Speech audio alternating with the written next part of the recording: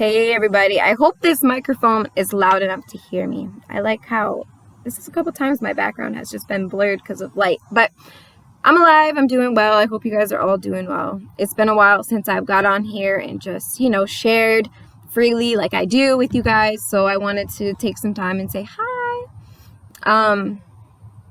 So basically, I'm home, I'm in Michigan. I've been back to the place I left, right? I left home because I was like, you know what?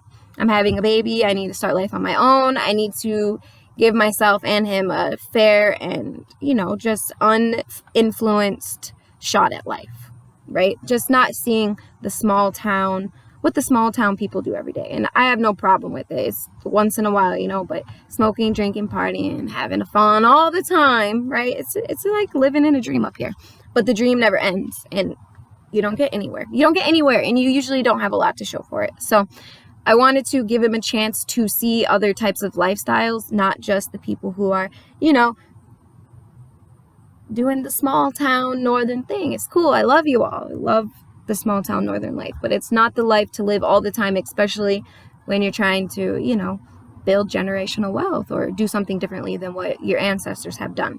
So I've been here dealing with, my own traumas that I haven't dealt with. There's not a lot of them, but there's some of them. And there's a few, because while we're living life and we're trying to do like our shadow work or dealing with the pain of the past, or not even just the pain, but the perceptions and the beliefs that we developed through our childhood, we're still going through trauma because we're still internally chaotic. And that's the reality that we're continuously projecting until we get to the deep down bottom, get it all out, put back what needs to be there, and let go of the rest. And so it's a constant challenge of letting go of things that you didn't even know really affected you until it comes up and you're like, oh shoot, yeah, that's how I felt. So that's what's going on, childhood feelings, beliefs, things like that coming up, and just the feeling of, all right, how do I see myself in this, right? Because you have things that happen, you get angry at other people, but usually for me, if I'm angry at someone, there's something I did or didn't do or should have done or wish I would have done, or usually it's somehow myself. You can bring them out here, it's fine. It's somehow myself, that has a lot of energy that influenced whatever had happened, and I like to be able to reflect and see what that is. So that's what I've been doing mainly. And while I'm doing that, I'm experiencing a lot of the uncomfortable emotions that we hold in, like anger, resentment, sadness, things like that. So when I do that, I don't usually like to bring that energy to you guys. So if you don't see me for a while, I'm usually experiencing my emotions, and I don't always bring them because we have our own stuff. And I'm realizing now, our triggers are definitely a beautiful thing because they're showing us our own restrictions, our own faults or limiting beliefs in it. So welcoming the triggers, down in Texas, I didn't really get triggered a whole lot at all because it was just me and my partner, and we've figured out a way to, we've adapted to each other, our energy.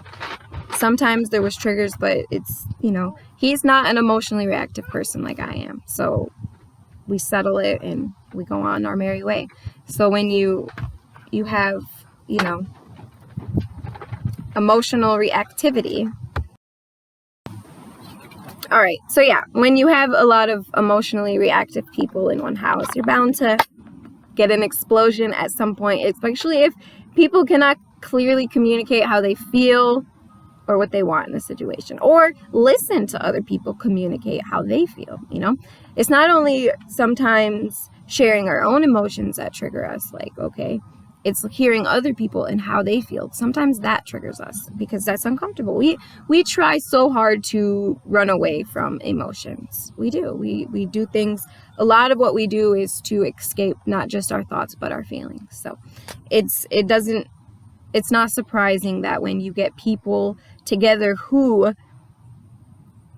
I'm not saying, have religiously tried to run away from their thoughts and feelings, there's some clashing, because when you're together, when you're relaying your ships, when you got your relationships and they're reflecting different aspects of yourself and you're doing the same for them, you're bound to see something that you're like, oh, I didn't want to see that. I just wanted to keep holding on to that forever because I never really wanted to face or deal with it.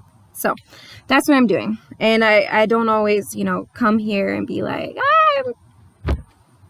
this, right? I take time, I reflect, and I try to grow and learn more about myself and others in the situation. So,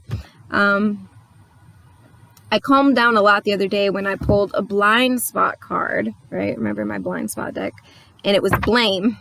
And the card was blame, basically, and it was saying how I'm blaming others without taking responsibility for what role I did play in the situation. Instead of self-reflecting, I'm just looking at what they did and how it affected me. And instead of being like, okay, I do have, you know, I played a part in this. My energy, my thoughts, my feelings, and my actions contributed to this on some level. And if I am not able to see how I played a role, then the same thing could happen again and again and again until I'm able to, you know, look at myself differently and change my own behaviors. So that's something, you know, that's one thing that's been coming up. Another thing is the fact that change really takes so much time.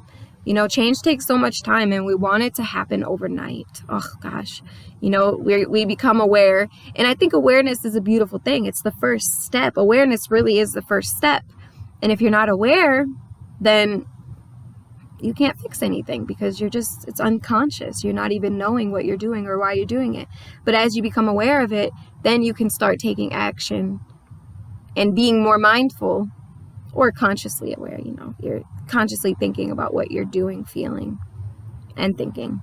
Then, you know, you can start to take different directions. So I think, you know, the accountability, for one, in our own power, and two, you know, just allowing ourselves to be at fault sometimes, or not at fault, but not just looking at what the other person did, but what we did too. But yeah, so the awareness is really the first step, but then the change takes time, it takes action, it takes willpower, you know, constant reflection. And so yeah, that's where I'm at, you guys.